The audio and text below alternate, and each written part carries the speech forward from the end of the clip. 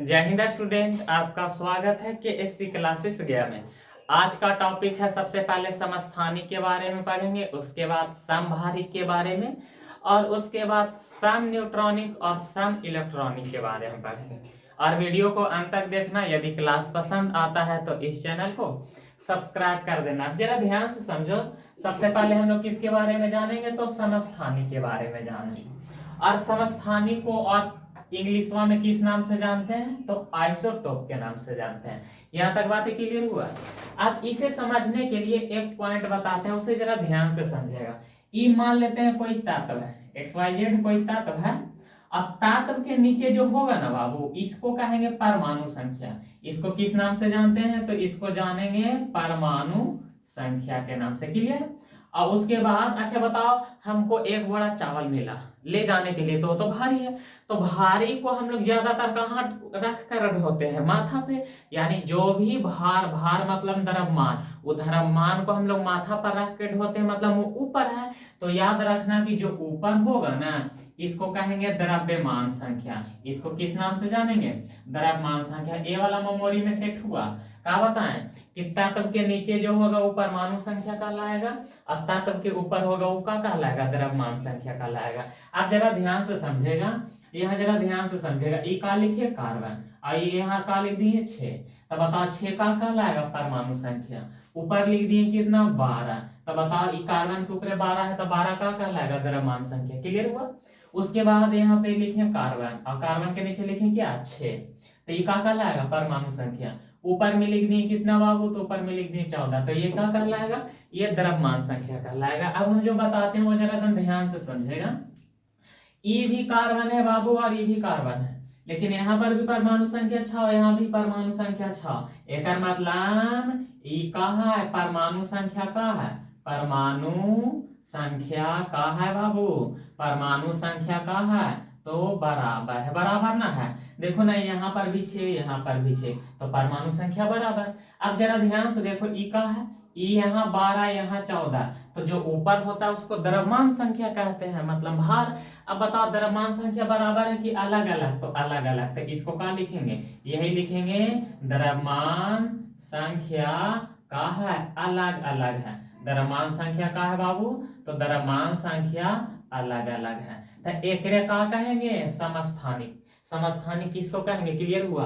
का कहेंगे, परमाणु संख्या बराबर और द्रव्यमान संख्या अलग अलग। तो इसी को हम लोग किस नाम से जानेंगे, इसी को हम लोग समस्थानिक के नाम से जानेंगे। क्लियर हुआ, मेमोरी में सेट हुआ। क्या बोलना है, परमाणु संख्या बराबर और द्रव्यमान संख्या अलग अलग, था उसी को क्या कहते हैं, समस्थानिक कहते हैं। अब जरा ध्यान से समझेगा, यहाँ से एक पॉइंट बताते हैं। पॉइंट क्या है, जरा ध्यान से समझेगा। ई लिखे हाइड्रोजन, और हाइड्रोजन के समस्थानिक के एगो होता है बाबू, तो 3 गो। हाइड्रोजन के समस्थानिक के एगो और 3 गो। तीनों के नाम बारी बारी से याद रखना। पहला का नाम है प्रोटियम, पहला समस्थानिक का नाम क्या है, प्रोटियम। दूसरा समस्थानिक का नाम है ड्यूटेरियम, दूसरा समस्थानिक का नाम क्या है, तो ड्यूटेरियम। दोनों क्लियर हुआ। अब तीसरा समस्थानिक का नाम है ट्राइटियम, तीसरा समस्थानिक का नाम क्या है बाबू, तो ट्राइटियम। तीसरा समस्थानिक का नाम क्या है, ट्राइटियम। तीनों क्लियर हुआ। हाइड्रोजन के समस्थानिक के गो, 3 गो।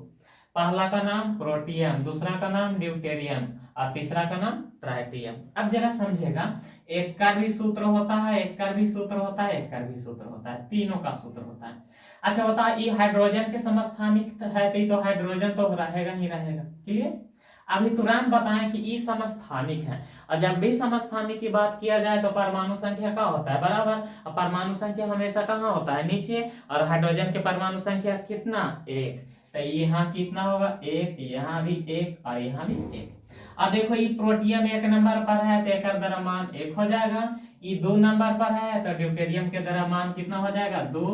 और ट्राइटियम 3 नंबर पर है, तो एक द्रव्यमान संख्या कितना हो जाएगा, 3। ये तीनों के तीनों मेमोरी में सेट हुआ, हुआ या नहीं। अब जरा ध्यान से समझेगा। अब यहाँ से एक सवाल और बनता है यही कि बताओ ऐसा कौन सा तत्व है जिसका समस्थानिक सबसे ज्यादा होता है। तो याद रखना, पोलोनियम, पोलोनियम। क्लियर हुआ या ना। अब बताओ, हाइड्रोजन के समस्थानिक के गो बाबू, 3 गो। हाइड्रोजन के समस्थानिक कितना, 3। Protium, deuterium, tritium. अब तीनों का सूत्र याद रखना। अब जरा ध्यान से समझेगा, कहीं कहीं एक सूत्रवा में कुछ बदलाव नजर आता है। अब बदलाव क्या नजर आता है? प्रोटियम की H1 तो रहने करता है, लेकिन ई है ड्यूटेरियम। तो बता ड्यू डा को इंग्लिश में का डी से डा होता है ना, तो यही लिखल नजर आएगा का डी। क्लियर है? में गड़बड़ ना होना चाहिए। अब बता इसका परमाणु संख्या 1 और द्रव्यमान संख्या 2। अब तो समझ में आया। और वो है ट्राइटियम पे यहाँ क्या लिखाएगा? ट्राइटा, टी से टा होगा। और यहाँ परमाणु संख्या 1 और द्रव्यमान संख्या कितना? 3। ये वाला बातें तो समझ में आया। देखो ना बाबू, प्रोटियम के एच रहेगा, ड्यूटेरियम तक डी से डा तक डी लिखें, और ट्राइटियम टी से टा तक टी लिखें। क्लियर है या ना? यहाँ तक बातें समझ में आया। अब बताओ समस्थानिक किसको कहेंगे? तो समस्थानिक उसको कहेंगे जिसमें परमाणु संख्या बराबर और द्रव्यमान संख्या अलग अलग, उसको क्या कहेंगे? समस्थानिक कहेंगे। उसके बाद सबसे ज्यादा समस्थानिक किसका होता है? तो पोलोनियम का होता है। उसके बाद हाइड्रोजन के गो समस्थानिक होता है? तो 3 गो, प्रोटियम, ड्यूटेरियम और ट्राइटियम। अब अगला समझेगा, अब हम लोग पढ़ेंगे समभारिक के बारे में। अब क्या पढ़ेंगे? समभारिक। अब जरा ध्यान से समझिएगा, समभारिक इसको इंग्लिश में क्या कहते हैं? इसको आइसोबार के नाम से जानते हैं। इसको किस नाम से जानते हैं बाबू? तो इसको इंग्लिश में आइसोबार के नाम से जानते हैं। जरा ध्यान से समझेगा, बताओ समभारिक को और किस नाम से जानते हैं? तो आइसोबार के नाम से जानते हैं। आप जरा समझिएगा कि इस समभारिक किसको कहेंगे। ध्यान से समझेगा। आप किसके बारे में हम लोग पढ़ेंगे? तो अब हम लोग पढ़ेंगे समभारिक के बारे में पढ़ेंगे कि समभारिक किसको कहते हैं। इसे भी हम एग्जांपल से समझाते हैं। जरा ध्यान से समझेगा। पोटेशियम का संकेत क्या होता है बाबू? तो पोटेशियम का संकेत के होता है। और कैल्शियम का संकेत क्या होता है? सी। अब बताओ पोटेशियम के परमाणु संख्या 19 और कैल्शियम के परमाणु संख्या कितना होता है? 20। अभी तुरंत ना बताएं कि जो नीचे होगा वो क्या कहलाएगा? परमाणु संख्या कहलाएगा। तो बताओ कैल्शियम के परमाणु संख्या 20, लेकिन एक द्रव्यमान होता है 40 और कैल्शियम के भी द्रव्यमान कितना होता है? 40। अब यहाँ देखेगा, बता ये परमाणु संख्या का है अलग अलग, तो इसको क्या लिखेंगे बाबू? लिखेंगे यही परमाणु संख्या अलग अलग, परमाणु संख्या अलग अलग। अब ऊपर जरा देखना, ऊपर का देखो, यहाँ भी 40 यहाँ भी 40। एक मतलब ई का है द्रव्यमान संख्या, ई का है द्रव्यमान संख्या, और द्रव्यमान संख्या का है बराबर। द्रव्यमान संख्या का है बाबू? बराबर। क्लियर? द्रव्यमान संख्या बराबर। तो इसी को हम लोग किस नाम से जानेंगे? इसी को कहेंगे समभारिक। क्लियर हुआ? क्या बताएं? बताएं यही कि परमाणु संख्या अलग अलग और द्रव्यमान संख्या बराबर होगा, तब उसी को कहेंगे समभारिक। और समभारिक को किस नाम से जानते हैं? तो आइसोबार के नाम से जानते हैं। अच्छा, ये दोनों बातें क्लियर हुआ या नहीं? सबसे पहले हम किसके बारे में बताएं बाबू? तो सबसे पहले समस्थानिक के बारे में बताएं। जरा ध्यान से देखिएगा, सबसे पहले हम किसके बारे में बताएं? तो समस्थानिक के बारे में बताएं। उसके बाद क्या बताएं? उसके बाद बताएं समभारिक के बारे में। समभारिक। अब जरा हमें ये बताओ, समस्थानिक को इंग्लिश में क्या कहते हैं? तो आइसोटोप। और समभारिक को इंग्लिश में क्या कहते हैं? तो समभारिक को इंग्लिश में कहते हैं का आइसोबार। क्लियर? अब यहाँ पर यही बात हम बताएं बाबू कि देख, परमाणु संख्या का होगा, परमाणु संख्या का होगा, परमाणु संख्या बराबर होगा। और उसके बाद यही बताएं कि यदि द्रव्यमान संख्या का होगा, द्रव्यमान संख्या अलग अलग होगा, द्रव्यमान संख्या का होगा अलग अलग होगा, तो उसको क्या कहेंगे? समस्थानिक। यहाँ तक बातें क्लियर?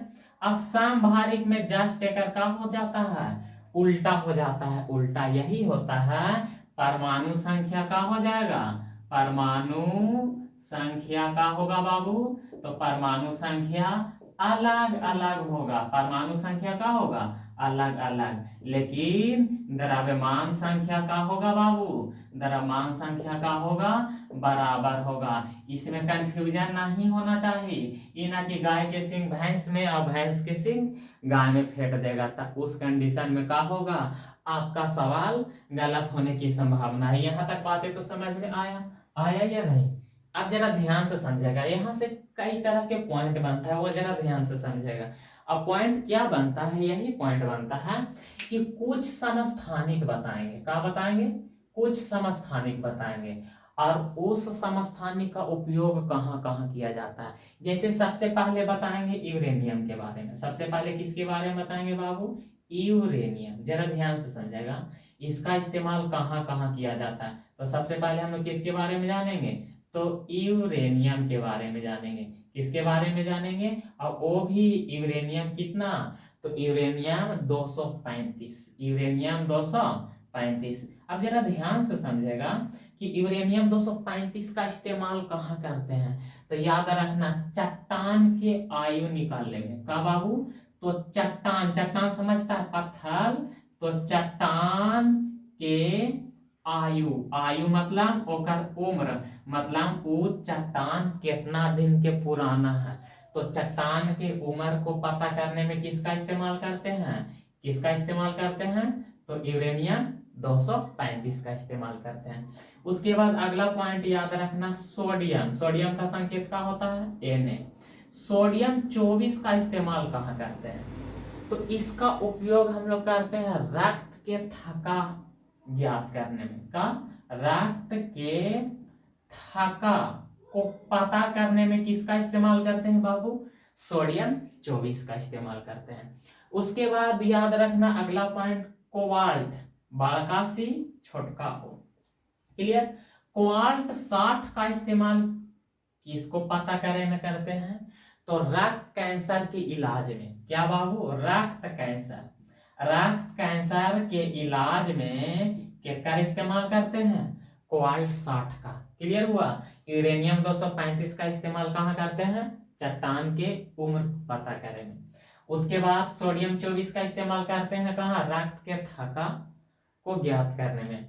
कोबाल्ट 60 का इस्तेमाल कहाँ करते हैं बाबू, तो इसका इस्तेमाल रक्त कैंसर के इलाज में करते हैं।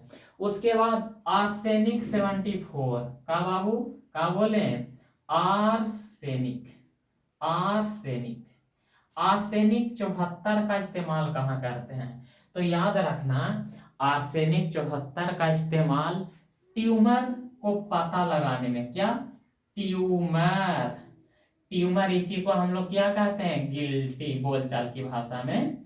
और ट्यूमर को जांचने के लिए किसका इस्तेमाल करते हैं, तो आर्सेनिक 74 का इस्तेमाल करते हैं। यहां तक क्लियर हुआ।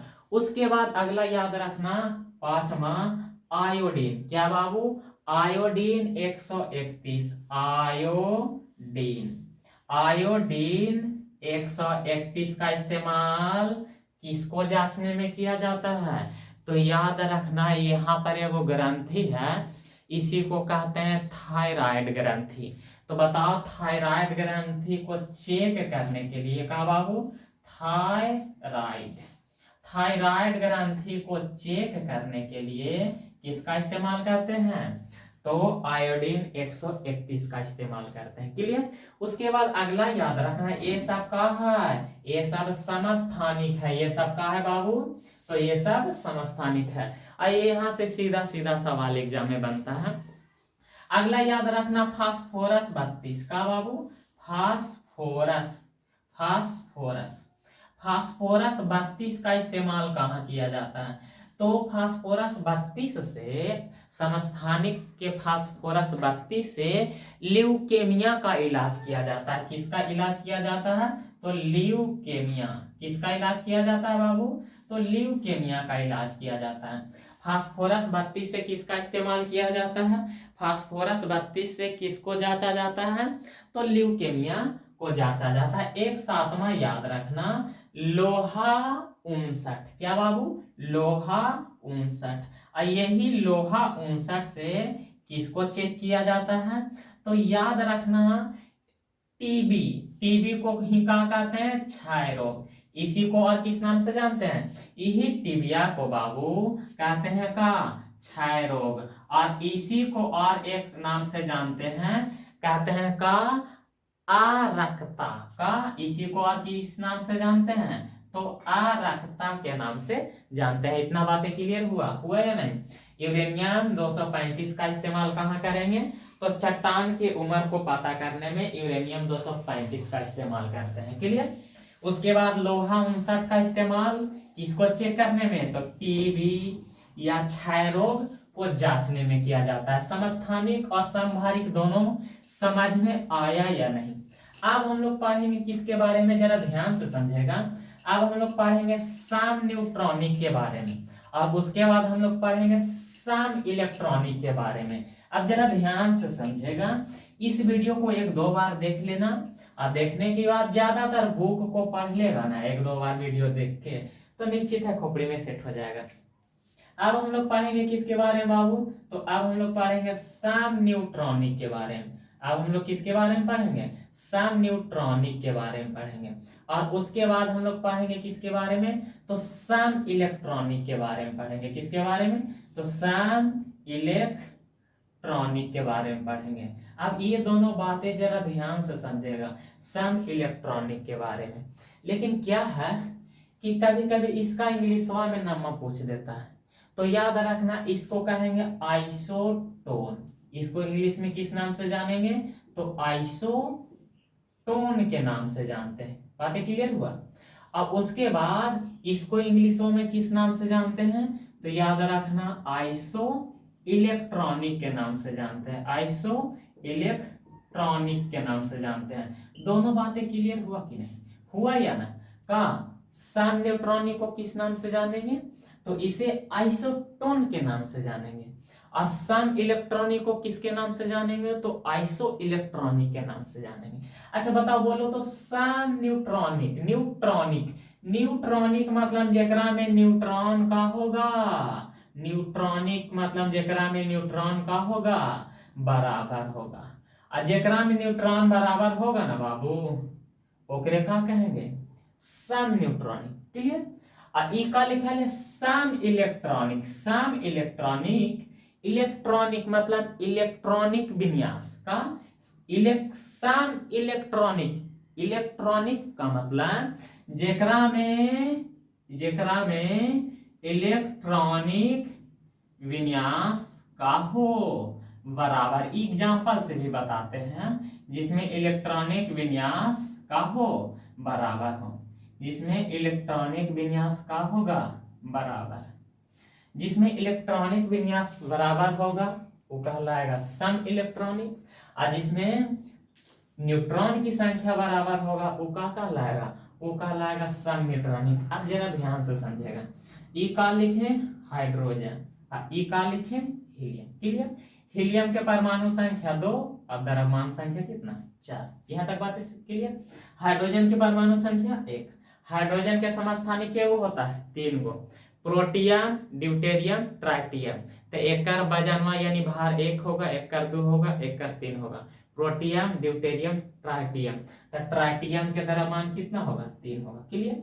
और जब भी न्यूट्रॉन निकालना है का बाबू, जब भी न्यूट्रॉन निकालना है तब बड़का में से छोटका को घटा दो।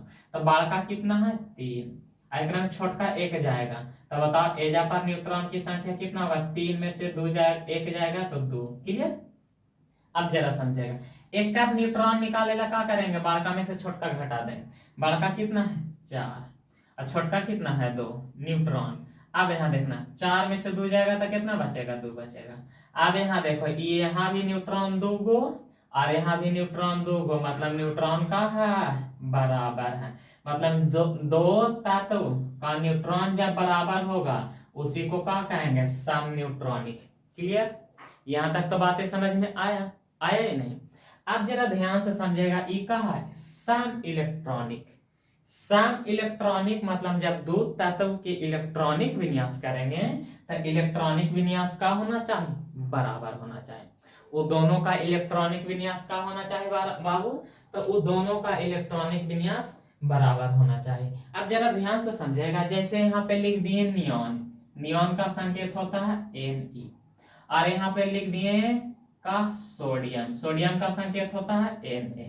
लेकिन यहाँ पर लिखे प्लस, प्लस का मतलब कि एगो इलेक्ट्रॉन कोई से ले लिया।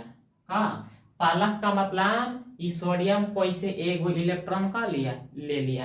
अब बताओ इस सोडियम के परमाणु संख्या कितना होता है? 10। क्लियर? अब जरा ध्यान से समझेगा। सोडियम के परमाणु संख्या 11, लेकिन एक इलेक्ट्रॉन कोई से ले लिया है, मतलब एकरा पास 11 इलेक्ट्रॉन है, एगो कोई से ले लिया है तो ओकरा देगा ना। तो बताओ मेरे पास 11 इलेक्ट्रॉन है, कोई से एगो लिए थे, ओकरा एगो दे देंगे तो हमारे पास के गो बचेगा? 10 गो, यानी 11 में से एगो घटा देंगे तो बताओ कितना इलेक्ट्रॉन बचेगा? 10। जरा एक बात यहाँ से समझ लो, ये का लिखे? ये लिखे हम नियॉन, और ये लिखे परमाणु संख्या। तो ई है ना, यही इलेक्ट्रॉन होता है और यही का होता है? प्रोटॉन होता है। मतलब जो परमाणु संख्या होगा वही इलेक्ट्रॉन कहलाएगा, और जो परमाणु संख्या होगा वही प्रोटॉन कहलाएगा। ये वाला बातें खोपड़ी में कहाँ होनी चाहिए? सेट होनी चाहिए। अब जरा ध्यान से समझेगा। अब बता, एक इलेक्ट्रॉनिक विन्यास करेंगे तो पहला कक्षा में कितना होगा? 2, और फिर दूसरा कक्षा में कितना होगा? 8। क्लियर? अब एक इलेक्ट्रॉनिक विन्यास करेंगे तो पहला कक्षा में 2 और दूसरा कक्षा में 8। बच्चा में जब पढ़ा होगा तो यही इलेक्ट्रॉनिक विन्यास गोल गोल करके बनाता होगा। अब एक इलेक्ट्रॉनिक विन्यास और एक इलेक्ट्रॉनिक विन्यास देखो तो दोनों का है, दोनों का है, एक दूसरे से का है, बराबर है, तो उसी को कहेंगे का सम इलेक्ट्रॉनिक। क्लियर? का बताएं? सम न्यूट्रॉनिक को इंग्लिश में कहेंगे आइसोटोन, मतलब जेकरा में न्यूट्रॉन बराबर होगा वो कहलाएगा सम न्यूट्रॉनिक। क्लियर? उसके बाद सम इलेक्ट्रॉनिक, मतलब जब दो गो तत्व के इलेक्ट्रॉनिक विन्यास करेंगे तो इलेक्ट्रॉनिक विन्यास का होगा बराबर, तो उसी को कहेंगे सम इलेक्ट्रॉनिक, और इसको इंग्लिश में क्या कहते हैं? Iso electronic. बातें क्लियर? समझ में आया? यदि क्लास अच्छा लगता है तो इस चैनल को सब्सक्राइब कर दो और शेयर भी कर दिया करना।